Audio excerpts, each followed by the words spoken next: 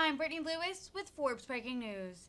Congresswoman Lucy McBath delivered impassioned remarks during Thursday's House Judiciary Committee markup on gun control legislation. McBath empathized with Uvalde parents who received a phone call that their child died in the school shooting. She recounted receiving a similar call. Her son Jordan was shot and killed in 2012 during a dispute over loud music. Recent mass shootings have reignited the gun control debate in the United States. Here's more from the Georgia Democrat. Does the gentlelady from Georgia seek recognition? Thank you, Mr. Chairman. I move to strike the last word. Gentlelady is recognized. We are paying for gun violence every single day of our lives.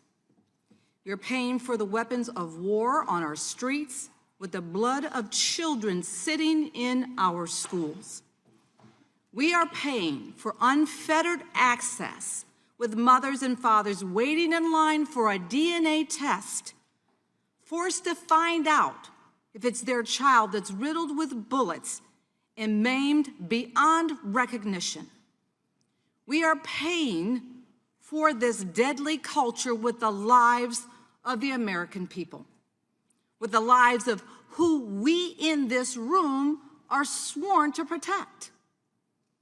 Do we have the courage right here in this body to imagine the phone call parents across Uvalde received last week? The phone call that confirms our fear, our singular fear that my child is dead and that I was unable to protect them, because I know that phone call. Parents across the country know that phone call. It's a sucker punch to my stomach every time I learn there's another phone call. A phone call that brings you to your knees when the desperation will not let you stand, that leaves you gasping for air when the agony will not let you breathe. And for days and for months and for years, you cry out to God in your grief. Was my child afraid? Did he feel the pain as the bullets ripped through his skin? How long did it take him to die? Was it quick, or did he suffer? My son Jordan was only 17 years old when he was shot by a man with a gun who didn't like the loud music that he was playing. I had dreamed of who he would become. I had dreamed of watching him walk across the stage for his high school graduation, filled with excitement for college, hope for his future, and dreams for the world that only a teenager can have.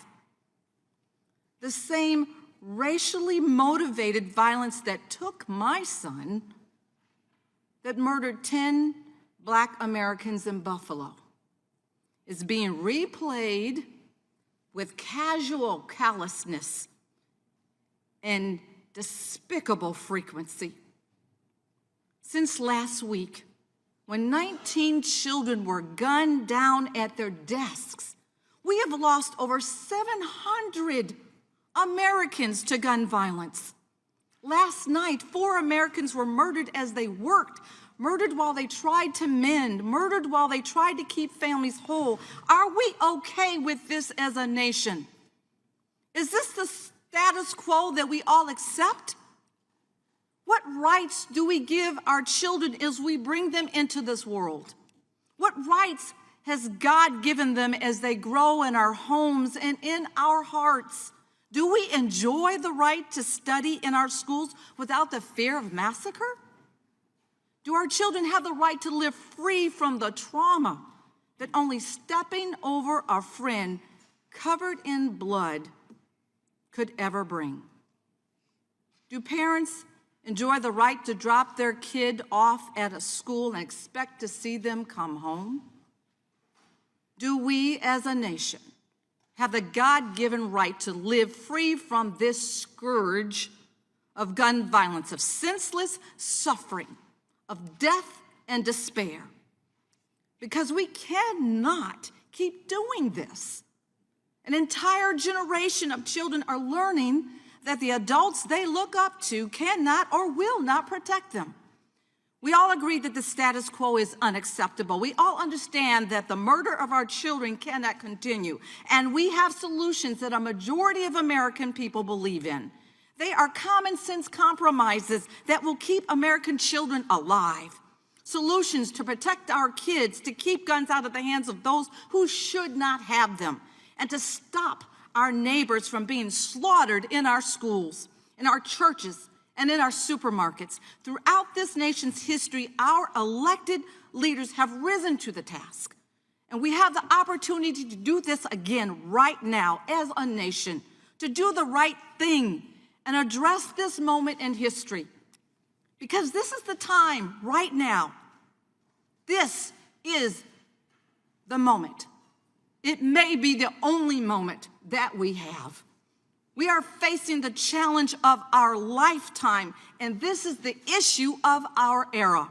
And we must summon the courage to do what is right, the courage to protect our kids, and the courage, my God, we have to have the courage to protect America. And I yield back.